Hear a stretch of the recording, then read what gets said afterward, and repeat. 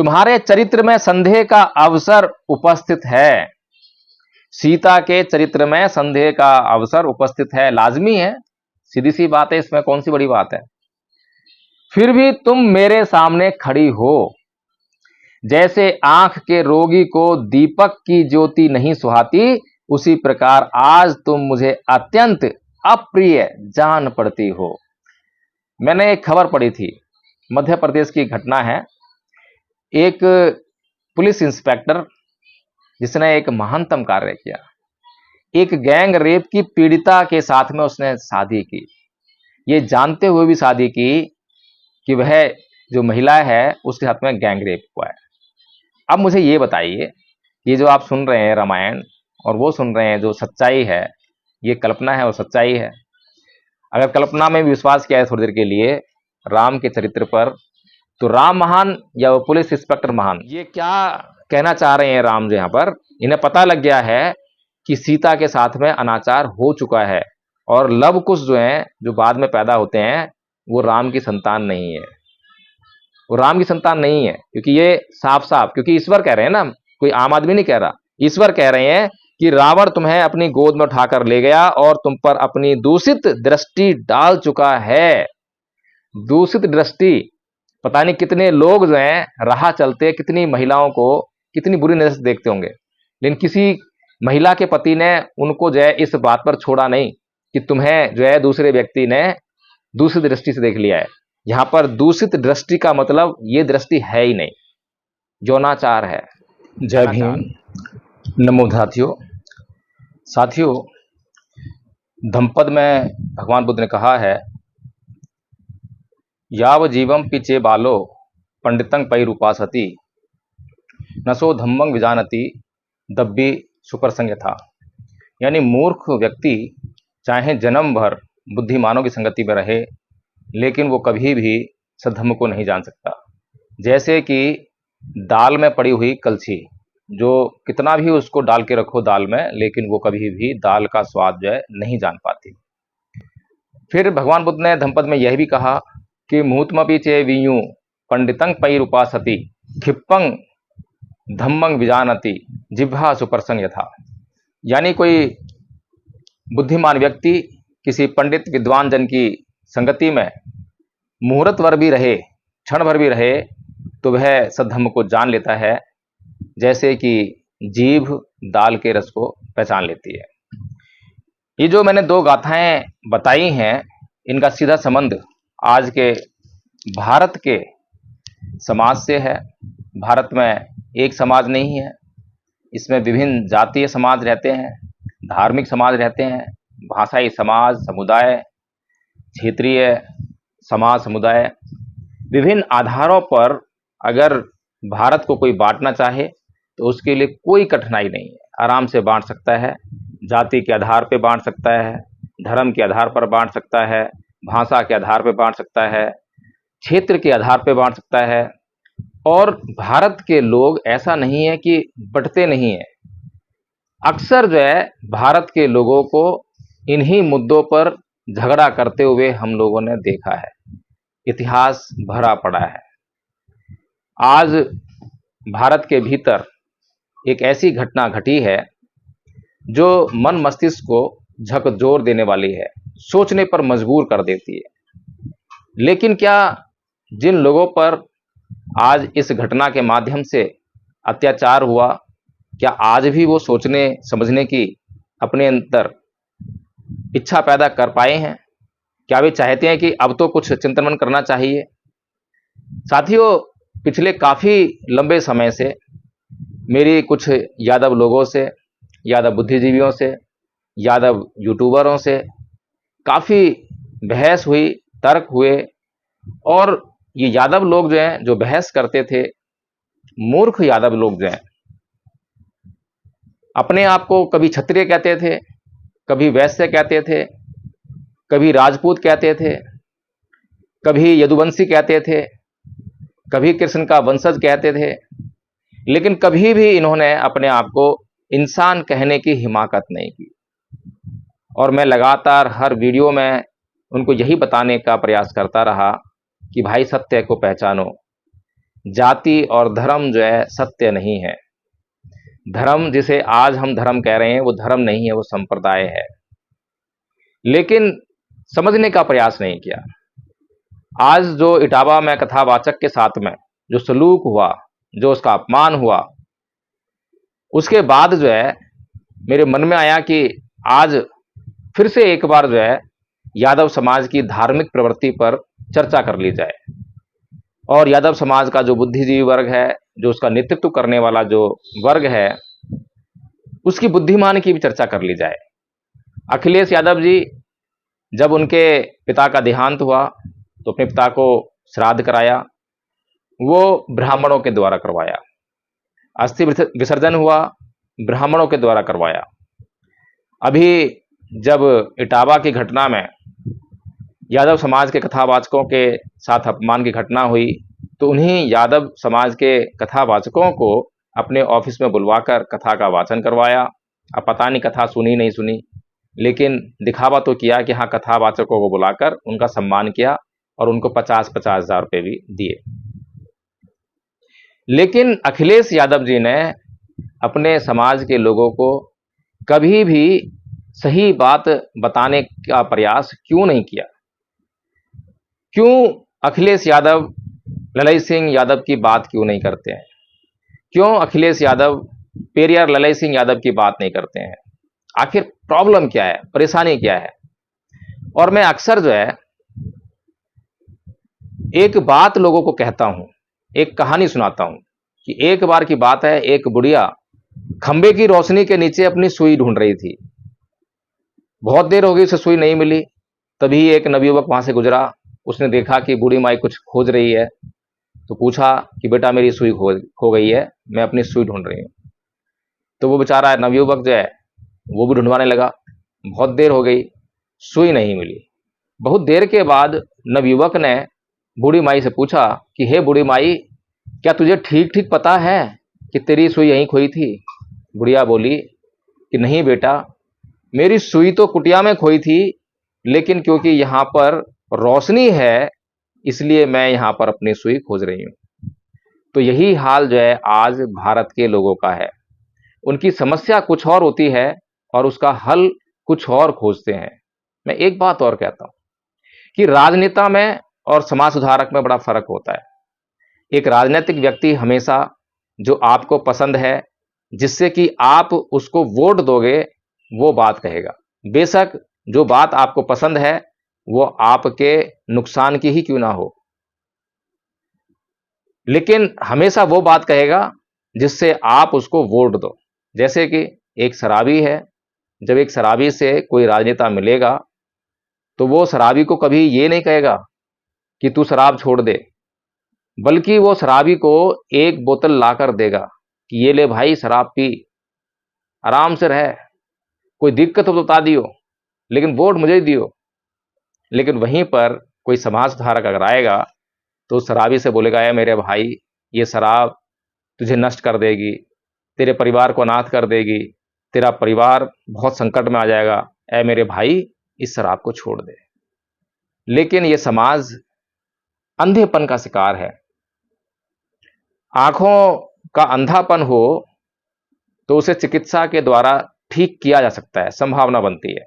लेकिन अगर बुद्धि का अंधापन हो तो उसे दूर करना बड़ा मुश्किल होता है।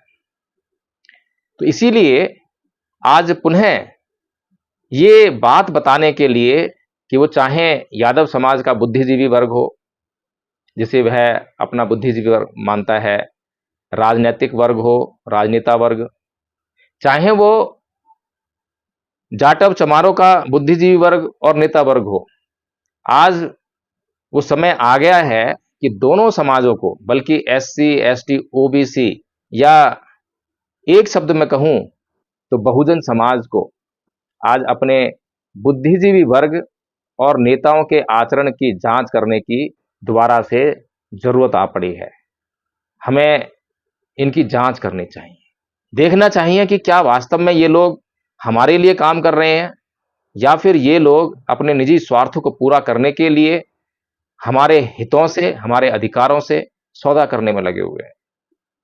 तो साथियों, मैं सीधा आयाता हूं मुद्दे की बात पर पेरियार ललित सिंह यादव ने कहा था, जब उन्होंने पेरियार ईवी रामास्वामी की लिखी हुई किताब, जो उन्होंने तमिल में लिखी थी, इंग्लिश में लिखी थी, उसको हिंदी में जब उन्होंने अनुवाद किया और उस किताब को जब सरकार ने बैन कर दिया, तो पेरियार ललित सिंह यादव ने कहा था कि अगर मेरी लाश से किताब गुजारनी पड़ी तब भी मैं दलितों और यादवों तक इस सच्चाई को पहुंचाऊंगा। साथियों, ये कोई मामूली शब्द नहीं है, बहुत गंभीर शब्द है। पेरियार ललित सिंह यादव ने कहा था कि चाहे मेरी हत्या हो जाए, जैसे कभी बाबा साहब डॉक्टर भीमराव अंबेडकर जब गांधी से लड़ाई लड़ रहे थे 2 वोट के अधिकार को लेकर, उसके बाद जब हिंदू कोड बिल की लड़ाई लड़ी, फिर उसके बाद जब धर्मांतरण करने के लिए लड़ाई लड़नी पड़ी, हर बार बाबा साहब डॉक्टर भीमराव अंबेडकर की जान खतरे में थी, लेकिन परम पूज्य बाबा साहब डॉक्टर भीमराव अंबेडकर ने अपनी जान की खातिर समाज के हितों से सौदा नहीं किया। कौन सा समाज? एससी समाज नहीं, एसटी समाज नहीं, ओबीसी समाज नहीं, बल्कि पूरे भारत का संपूर्ण समाज। जब हिंदू कोड बिल लिख रहे हैं तो उसमें महिलाओं के अधिकारों की बात कर रहे हैं। आज जो ब्राह्मणी बहुत बढ़ चढ़कर बोल रही है, तिवारी समाज से आने वाली महिला है, उसने कभी शायद अपने धर्म ग्रंथ जिनका वो हवाला देती है, भागवत गीता, रामायण, महाभारत, शायद ध्यान से नहीं पढ़े। उसने ध्यान से नहीं पढ़ा कि ये जो धर्म ग्रंथ हैं उसे कौन से अधिकार देते हैं, और उसने संविधान तो पढ़ा ही नहीं होगा, क्योंकि संविधान एक अछूत के द्वारा लिखा गया है, तो उसे क्यों पढ़ेगी, उसे कोई क्यों पढ़ने देगा। अगर उसने अपने धर्म ग्रंथों का अध्ययन किया होता और संविधान का अध्ययन किया होता तो उसे मालूम पड़ गया होता कि ये जो धर्म ग्रंथ जिनकी आड़ में वो अपने आप को ब्राह्मणी कह रही है, अपने आप को तिवारी टाइटल लगाकर जो संबोधित कर रही है, वो उसको करना बंद कर देती और संविधान की पूजा करना शुरू कर देती। क्योंकि अध्याय 9 है और श्लोक 32 है भगवद गीता का। इसका अर्थ है कि हे अर्जुन, स्त्रियां, वैश्य, शूद्र और पाप योनि वाले भी मेरी शरण में आए तो मोक्ष प्राप्त कर सकते हैं। तो स्त्रियों को जो है पाप योनि में रखा गया है। पाप योनि यानी कि उनके जो पूर्व जन्म के जो कर्म हैं वो पापमय हैं। उनको जो है मोक्ष की संभावना तो दी, लेकिन मेरी शरण आने पर। किसी ब्राह्मण को ये नहीं कहा। अगर वास्तव में ये जो महिला है जो अपने आप को ब्राह्मणी कह रही है, अगर ये ब्राह्मणी होती तो पाप योनि में नहीं आती। इसको जो है शूद्र और वैश्यों के साथ में नहीं रखा जाता। इसमें लिखा होता साहब कि शूद्र स्त्रियां, यहां पर स्त्रियां लिखा हुआ है, यहां पर जो है ब्राह्मण स्त्री या शूद्र स्त्री लिखा हुआ, केवल स्त्री लिखा हुआ है। इसी प्रकार से मनुस्मृति कहती है कि स्त्री को कभी स्वतंत्रता नहीं दी जानी चाहिए। ये संविधान के विरुद्ध बात कही है। और संविधान क्या कह रहा है? अनुच्छेद 14 जो है हर एक महिला को समान अधिकार देता है। मैं इसीलिए कह रहा हूं कि अगर अपने धर्म ग्रंथ पढ़ लिए होते और संविधान का अध्ययन कर लिया होता तो अपने धर्म ग्रंथों को आग लगा दी होती और संविधान की लाके पूजा करने लग गई होती, लेकिन पढ़ा नहीं, ना पढ़ने दिया। फिर मनुस्मृति का जो है 9.2 श्लोक है जो ये कहता है कि स्त्री को अपने धर्म के अनुसार भी स्वतंत्र नहीं छोड़ा जाना चाहिए। चाहे ब्राह्मणी है, चाहे कोई भी हो, स्वतंत्र नहीं है। स्त्री शब्द इस्तेमाल किया गया है, ये ध्यान देने वाली बात है। फिर 9.3 मनुस्मृति में कहा गया है कि बाल्यावस्था में स्त्री पिता के अधीन रहे, यौवन में यानी जवानी में पति के अधीन रहे और वृद्धावस्था में पुत्रों के अधीन रहे। स्त्री को कभी स्वतंत्र नहीं होना चाहिए, ये मनुस्मृति कह रही है। और अगर इसी हिसाब से ब्राह्मणी को अगर जीवन मिले, छटपटा जाएगी स्वतंत्रता पाने के लिए। बाबा साहब की अनुकंपा हुई कि बाबा साहब ने ये समझा, बाबा साहब ने ये देखा कि स्त्रियां जो हैं किस प्रकार छटपटा रही हैं आजादी पाने के लिए, लेकिन उनको पुरुष आजाद नहीं कर रहे हैं। स्त्रियां विधवा हो जाती हैं, विधवा होने के बाद दूसरा विवाह करने का अधिकार नहीं है। ये कृपा है बाबा साहब डॉक्टर भीमराव अंबेडकर की। स्त्रियां जो है अनैतिक आचरण करने लगी थीं, समाज में छुप छुप कर जो है यौनाचार करती थीं, गर्भवती हो जाया करती थीं, अनैतिक आचरण करना पड़ता था क्योंकि उनको दूसरी शादी करने का अधिकार नहीं था। ये दूसरा विवाह करने का अधिकार परम पूज्य बाबा साहब डॉक्टर भीमराव अंबेडकर ने दिया, जिनको ये ब्राह्मणी जो है नीच कहती है, दलित कहती है, अछूत कहती है। इसके बाद मनुस्मृति 8.28 में कहती है कि दुष्ट स्त्री किसी के भी घर का नाश कर सकती है। पूरी मनुस्मृति में कहीं पर भी दुष्ट पुरुष किसी भी घर का नाश कर सकता है ये नहीं लिखा। जबकि आज भारत में सबसे अधिक नाश अगर कोई कर रहा है परिवारों का, तो वो दुष्ट पुरुष जो नशा करते हैं, व्यभिचार करते हैं, वे लोग कर रहे हैं। ये कैसे समझ में आए? भागवत गीता की बात कर ली, मनुस्मृति की बात कर ली, और रामायण की बात करें तो रामायण में जब राम सीता को जीत लेते हैं तब सीता से क्या कहते हैं? वो कौन से अनमोल वचन हैं जिससे भारत की हिंदू कहने वाली, ब्राह्मण कहने वाली जो ये स्त्रियां हैं अपने आप को बहुत गर्व का अनुभव कराएंगी? तो राम क्या कहते हैं, पढ़कर बताना पड़ेगा। अपने तिरस्कार का बदला चुकाने के लिए मनुष्य का जो कर्तव्य है वह सब मैंने अपने मान रक्षा की अभिलाषा से रावण वध करके पूर्ण किया, अपना कर्तव्य पूरा किया। जैसे तपस्या से भावित अंतःकरण वाले अथवा तपस्या पूर्वक परमात्मा स्वरूप का चिंतन करने वाले महर्षि अगस्त्य ने वातापी और इलवल के भय से जीव जगत के लिए दुर्गम हुई दक्षिण दिशा को जीता था, उसी प्रकार मैंने रावण के बस में पड़ी हुई तुमको जीता है। फिर क्या कहते हैं अगले श्लोक में? तुम्हारा कल्याण हो। अब देखो कल्याण कैसे होता है। हालांकि संस्कृत के श्लोक में ये जो तुम्हारा कल्याण हो ऐसा कोई शब्द मैं पढ़ नहीं पा रहा हूं, टूटी फूटी संस्कृत आती है, उसमें पढ़ के सुना देता हूं कि विदित श्रास्तु भद्रंग ते यो यम रण परिश्रम सुतीर्ण सुहृदयाम वीर्यान त्वदर्थं मया कृतः। क्योंकि मुझे पाली पढ़ने की आदत है तो अंकी बिंदी को मैं अंग पढ़ता हूं, जबकि संस्कृत में अंकी बिंदी मां पढ़ी जाती है, तो इसे थोड़ी सी कठिनाई हुई है। तो इसका भावार्थ क्या लिखा हुआ है कि तुम्हारा कल्याण हो। तुम्हें मालूम होना चाहिए कि मैंने जो यह युद्ध का परिश्रम उठाया है तथा इन मित्रों के पराक्रम से जो इसमें विजय पाई है, यह सब तुम्हें पाने के लिए नहीं किया है, सीता से कोई मतलब नहीं है।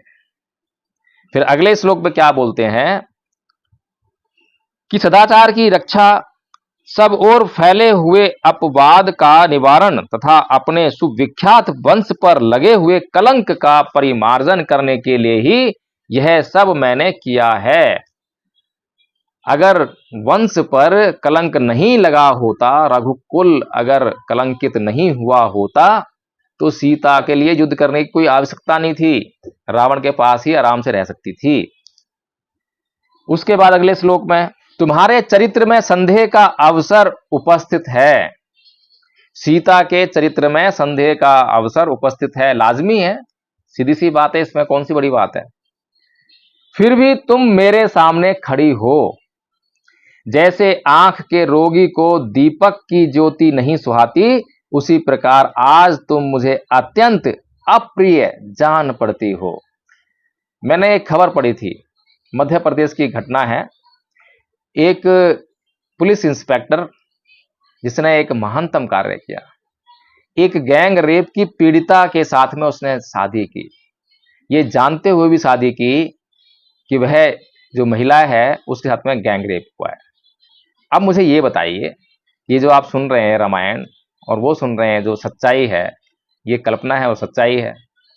अगर कल्पना में भी विश्वास किया है थोड़ी देर के लिए राम के चरित्र पर, तो राम महान या वो पुलिस इंस्पेक्टर महान?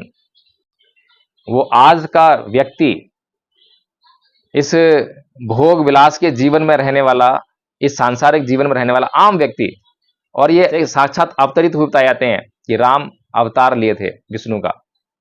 कौन महान? एक इंसान के मुकाबले भी चरित्र नहीं है, और उनको यादव समाज भगवान ईश्वर बनाकर जो है पूजा करने में लगा हुआ है। इसके बाद अगले श्लोक की तरफ बढ़ते हैं। अतः जनक कुमारी तुम्हारी जहां इच्छा हो चली जाओ, मैं अपनी ओर से तुम्हें अनुमति देता हूं।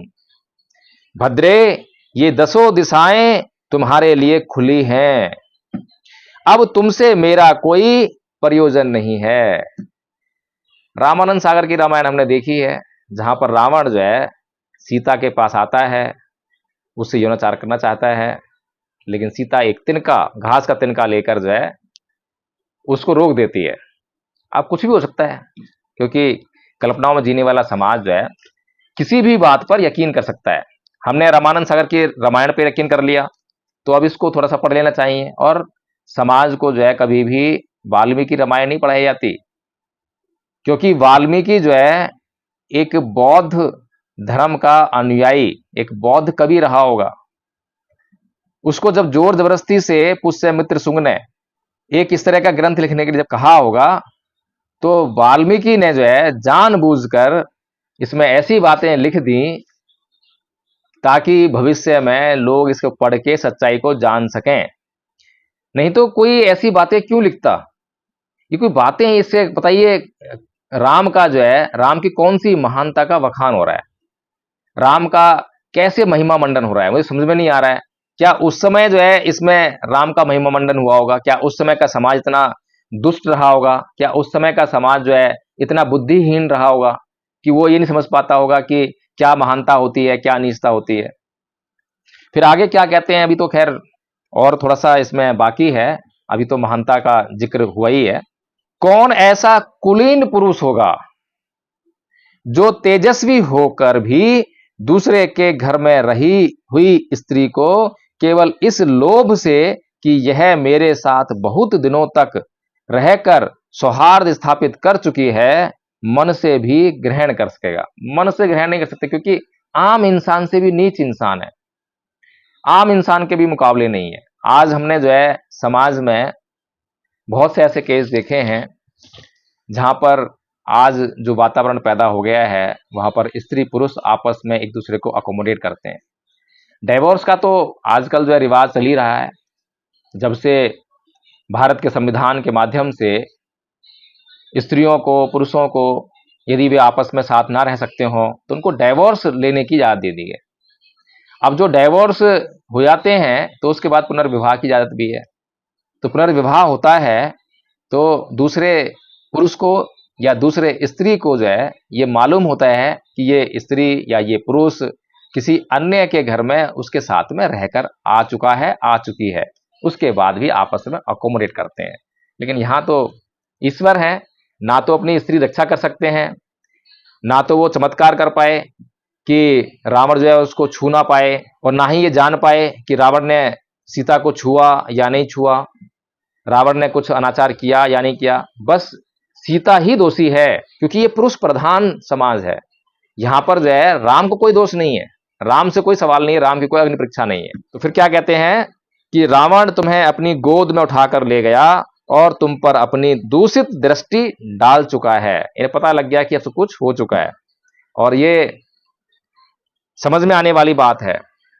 ये क्या कहना चाह रहे हैं राम जो यहां पर, इन्हें पता लग गया है कि सीता के साथ में अनाचार हो चुका है, और लव कुश जो हैं, जो बाद में पैदा होते हैं, वो राम की संतान नहीं है, वो राम की संतान नहीं है। क्योंकि ये साफ साफ, क्योंकि ईश्वर कह रहे हैं ना, कोई आम आदमी नहीं कह रहा, ईश्वर कह रहे हैं कि रावण तुम्हें अपनी गोद में उठाकर ले गया और तुम पर अपनी दूषित दृष्टि डाल चुका है।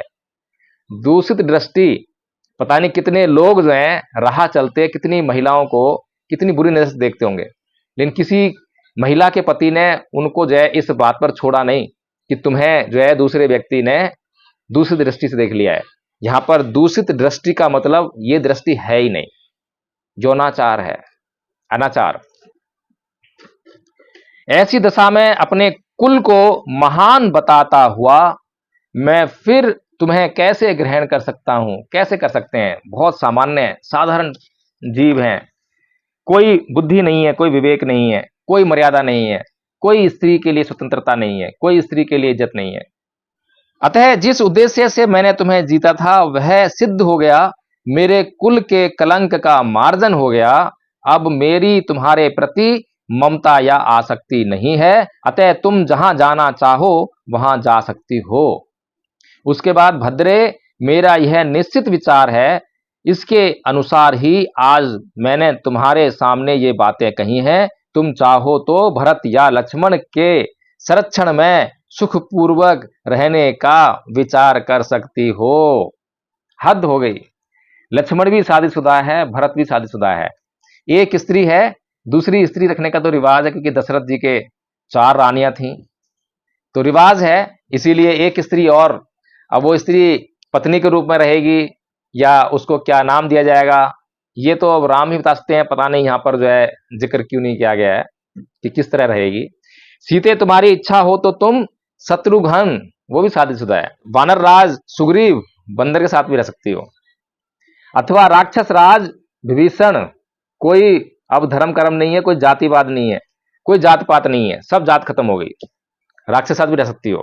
जहां तुम्हें सुख मिले वहां अपना मन लगाओ। और अगर सीता ये कह दे कि मेरा मन जो है राम जी आपके साथ लगेगा, तब क्या करेंगे? सोच विचार नहीं है, बुद्धिहीन। मैंने जो पहला ही जो पद कहा था कि याव जीवम पीछे बालो पंडितंग पैरूपासति नासो धम्मंग विजानति दब्बी सुप्रसंग था, कि मूर्ख व्यक्ति जो है चाहे पूरा जीवन भर बुद्धिमान व्यक्ति की शरण में रहे, उसके साथ रहे, लेकिन बुद्धिमानी नहीं आती। क्या बोल रहे हैं, कुछ सोच समझ ही नहीं रहे हैं। सीते, तुम जैसी दिव्य रूप सौंदर्य से सुशोभित मनोरम नारी को अपने घर में स्थित देखकर रावण चिरकाल तक तुमसे दूर रहने का कष्ट नहीं सह सका होगा। ठीक है, जो सदा प्रिय वचन सुनने के ही योग्य थी, वे माननी सीता चिरकाल के बाद मिले हुए प्रियतम के मुख से ऐसी अप्रिय बात सुनकर उस समय हाथों की सूंड से आहत हुई लता के समान आंसू बहाने और रोने लगी। अब कोई आंसू बहाए और रोए तो फिर जिसके कारण रो रहा है उसको मन में गालियां दे रहा होगा, दुर्वचन ही कह रहा होगा, कुछ भला तो नहीं कह रहा होगा। अब ये ईश्वर की कहानी है जिसके नाम पर आज भारत में एक विशाल मंदिर का निर्माण किया गया, जिसको मर्यादा पुरुषोत्तम बताया गया। अब मैंने जो शुरू में कहा था कि आज यादव समाज को पुनः सोचने की जरूरत है, समझने की जरूरत है कि वो हिंदू राष्ट्र बनाने के लिए जो सबसे आगे गदा लेकर, तलवार लेकर, भाले लेकर, बंदूकें लेकर जो चल रहा था, क्या वो इसी हिंदू राष्ट्र की कल्पना कर रहा था? मैंने एक वीडियो में कहा था कि राम मंदिर बन रहा है, ये भी टूटेगा, लेकिन इसको जो है तोड़ा नहीं जाएगा। वे लोग नहीं तोड़ेंगे जो आज विरोध कर रहे हैं, बल्कि वे लोग जो आज मंदिरों में जा रहे हैं वे खुद ही उन मंदिरों को ध्वस्त कर डालेंगे। मंदिरों को ध्वस्त करने का मतलब है कि जिन प्रतिमाओं की पूजा वो आज कर रहे हैं उनकी पूजा रुक जाएगी, खत्म हो जाएगी, समाप्त हो जाएगी, जैसे ही वो सच्चाई को जान जाएंगे। ये आज से मैंने कई साल पहले कहा था, जब राम मंदिर निर्माण की प्रक्रिया शुरू ही हुई थी, खुदाई शुरू हुई थी। और बौद्ध समाज को मैं ये समझाता हूं, आज महाविहार आंदोलन की लड़ाई लड़ रहे हैं, आंदोलन कर रहे हैं, बार बार समझाता हूं कि भाइयों सही दिशा में काम करो, भारत को बौद्धमय करने का प्रयास करो, बौद्ध धर्म का प्रचार करो। बौद्ध धर्म सत्य पर आधारित है, सच्चाई को कितनी भी गहराई में छुपा हो वहां से निकाल कर लोगों के सामने लाने की क्षमता रखने वाला धर्म। बौद्ध धर्म के सामने आते ही झूठ भागने लगता है, झूठ जो है छिपने लगता है, झूठ सामने टिक नहीं सकता। इतना आसान काम है, लेकिन क्या करें, राग और द्वेष और हिंसा के मरीज लोग यही भाषा समझते हैं, राग से रंजित हैं, द्वेष से रंजित हैं, घृणा करते हैं, द्वेष करते हैं, हिंसा करते हैं, इसी में मजा आता है उनको। बौद्ध भी कम दोषी नहीं है। जब मैं यादवों से जब बहस करता हूं, तर्क करता हूं, वे लोग मुझे उल्टा सीधा कहते हैं, धमकियां देते हैं, तो वे सोचते होंगे कि ये जो है बौद्ध धर्म की बातें करता है तो बौद्धों का समर्थन करता होगा। नहीं, मैं कभी भी गलत बातों का समर्थन नहीं करता। मैं हमेशा सही बात कहता हूं, सही लोगों की बात करता हूं, और जो सही है उसके समर्थन करता हूं। तो फिर अब यादव समाज को आज आदरणीय ब्राह्मणी जी चैलेंज कर रही हैं, और वो कह रही हैं कि यादवों की गर्दन काट देनी चाहिए, यादव स्त्रियों को नंगा करके चौराहे पर घुमाना चाहिए। फिर से सोचने की जरूरत है यादव समाज को कि क्या उन्हें अब भी हिंदू धर्म में बने रहना है या बौद्ध धर्म स्वीकार करना है। और जिन यादवों को यह बुद्धि आ गई हो कि उन्हें अब ये हिंदू धर्म छोड़कर बौद्ध धर्म ग्रहण करना है, तो फिर से वही गलती मत करना जो पूर्व के बौद्धों ने की है।